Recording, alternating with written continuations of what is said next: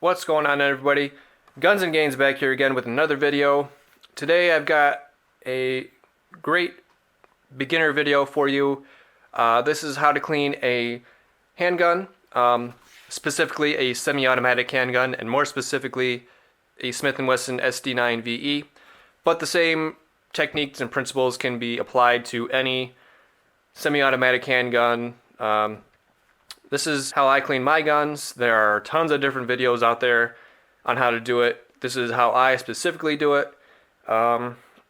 So I might do something differently than somebody else. So, try to find a video that works for you. This is how I do it.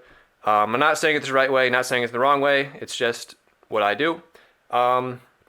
First, we'll look at the gun. So this is my Smith & Wesson SD9VE. I have about 300 rounds through this gun without cleaning it, so thought I'd give it a nice clean and record it for you guys while I did.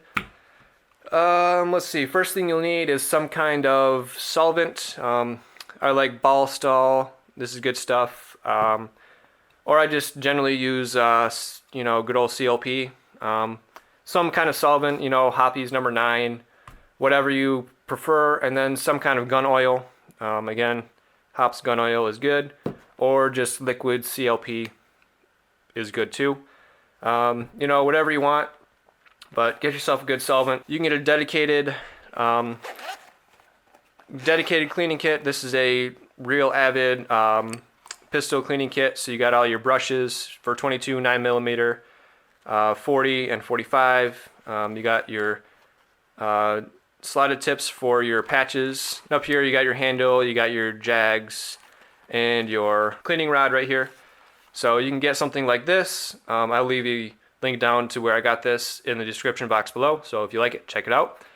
Or you can just get, a guide rod and brushes or whatever you want. But I suggest getting a dedicated cleaning kit. Next thing you'll need is some patches. Run through your barrel. And maybe some Q-tips. I have some Q-tips over here. Q-tips are great for getting into hard to reach areas, and they're pretty inexpensive. Next, just pieces of cut up old t-shirt. They work great. You can get into spots and wipe out all the carbon and crud from your gun. And I like to have some shop towels on hand as well. I like to put my pieces on shop towels while I'm cleaning them. Even though I have a gun mat down, it's just kind of something else that I do. Whatever. All right, let's take the gun apart and take a look at the inside and show you how I clean it. So it's going to vary depending on your gun, but this gun you have to cock it and then point it in a safe direction, pull the trigger, and then you're going to pull down on these tabs on each side while you pull back the slide a little bit, and the slide comes off. Very much like a Glock, pretty much exactly like a Glock actually. There's your frame, and then take your frame apart. This is generally the same for all semi-automatic handguns. You're gonna have your recoil spring guide rod. Take that out. I like to put a little CLP on there, let that start soaking, and then take your barrel out, and I'll usually put some CLP on the outside of this. And then just kind of rub it around with my fingers. Maybe even a brush. I got a brush over here. There you go. Nylon brush. Just kind of work it in to the metal. Start that carbon dissolving. And then I'll grab my cleaning kit. I'll grab my handle and my rod, and I'll grab my wire bristle brush. I don't suggest running these through your barrel dry. I like to put some CLP or whatever on it, and then I'll run this through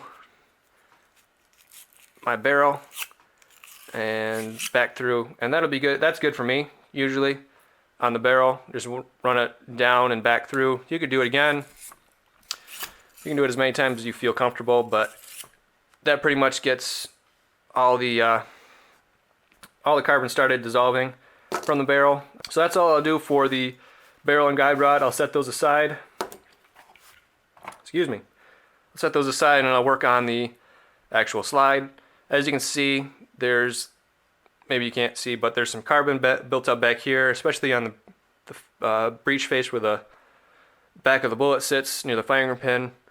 Up here, there's not a ton, so let's see. I'll just usually I just put some CLP on a patch, and then I'll just start going to town, getting the CLP in there, letting it do its job.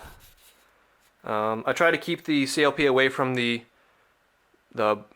breech face here because I don't want crud and stuff getting down into the firing pin hole. So usually to clean that, I'll turn the slide down like this, and just to show you what I'm doing, I'm just gonna wipe off this part with a Q-tip. The reason I point it face down is if any crud comes off, it's gonna go down into the front of the slide and not up into the firing pin channel. So I'll clean that part. As you can see, pretty dirty. Like I said, there's lots of ways to clean your gun. This is just what I found works for me. You can get it, see, there's lots of carbon coming off, so you can get it as clean as you want. For this video, this is just a general overview of what I do, so I'm not gonna get it super clean on camera. So I got the patch in there with the CLP, and I'll just work it around with the brush. So I can get in there and start working on that carbon. I like this stainless steel slide because you can see where the carbon is a lot better than on just a regular Glock finish or anything, or an M&P even. You can see where all the carbon is at, and you can see if you got it cleaned or not. So after I get all the CLP in there, I'll just wipe it down with dry patches until there's no more carbon left in there. Like I said, I'm just demonstrating what I do, so I'm not going to get it perfectly clean. So I mean, that's good. It's pretty dry, actually. Here, get a little bit more here. All right, that's pretty good. All right. So once this is clean to your taste, your preferences, your likings, you can set that aside, and then we'll work on the actual frame here. Again, I even sometimes just put the CLP directly on the brush and then just brush out the insides. That seems to work even better than putting on a patch because the bristles can get down into spots that the patch can't. Trying to give you guys a nice view here. So brush off all the metal parts. That's pretty good. There's not a whole lot going on in the slide. And again, after you put all the CLP in there, it's good to let it sit for a little while, but for the purposes of this video, I'm just showing you how I do it. So take your dry patch and wipe off all the excess CLP. Let's see, yeah, it's pretty filthy down in there. Try to keep any lubricants or anything or oil out of your magazine well. Any excess oil and lubricant, it just attracts dirt and grime and everything. So, as you can see, it's pretty dirty in there. So usually it's best to get your gun as dry as possible and then put as little lubrication on there as you can. I probably over lubricate my guns, but that's just me. I mean, I don't know if anybody else does, but so after the frame is clean, I set that aside and I move back to the barrel.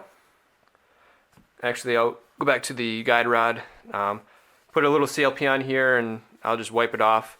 And that's pretty well lubricated because the CLP is a cleaner lubricant protectant, for those who did not know. So I'll just spray a little on there. It'll clean off the carbon, and it's pretty well lubricated, so I won't mess with this anymore until I put it back in the gun. And then the barrel. The barrel, let's see, where's my brush? There's my brush.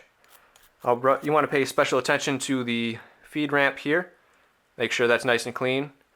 And then up in this area, seems like there's a lot of carbon that builds up, especially around this loaded chamber indicator, because carbon and stuff can fly out of there when you're shooting. So just pay special attention to the feed ramp area. Make sure that's nice and clean. You don't want to have any feeding issues. So I'm just going to wipe this off with a dry piece of t-shirt. Make sure I get it nice and dry and free of any carbon or anything. And then down here where the barrel actually locks into the action, it's best to clean that out too. Make sure it's nice and free of debris.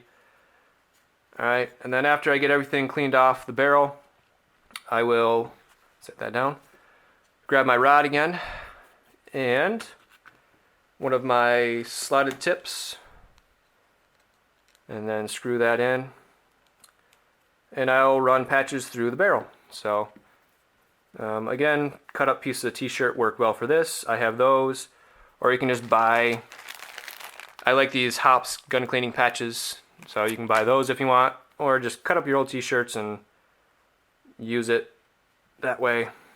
So I get that through the tip, pick up your barrel and push it through, and do that a couple times. And as you can see, lots of carbon is coming off. I prefer lighter colored t-shirts so you can actually see when the carbon is coming off. You know, if you use a black t-shirt, then it'd be kind of hard to see if you were making any progress on the carbon. So I like to stick to light colored t-shirts. I have a bunch of blue, a bunch of green here. So those are perfect colors. How many patches I run through depends on the gun, depends on how I'm feeling that day. You know, sometimes I run a bunch of patches through, but generally you want to run patches through until they come out clean. And you can see how shiny it is in that bore. You can see the rifling. So that's pretty good for me. So after you cleaned everything, I'll set that aside. Now it's time to lubricate your firearm. So I take my Hops number 9 gun cleaning oil, and the manual of this gun says to place some oil around here.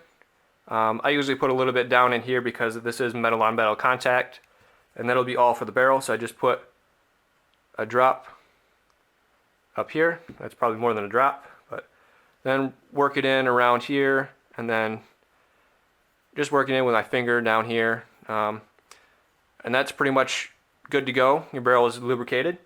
Like I said, I'm not going to touch the recoil spring guide rod because that already has CLP on it from before. And then your frame is the other important part to, got a little CLP that came off here.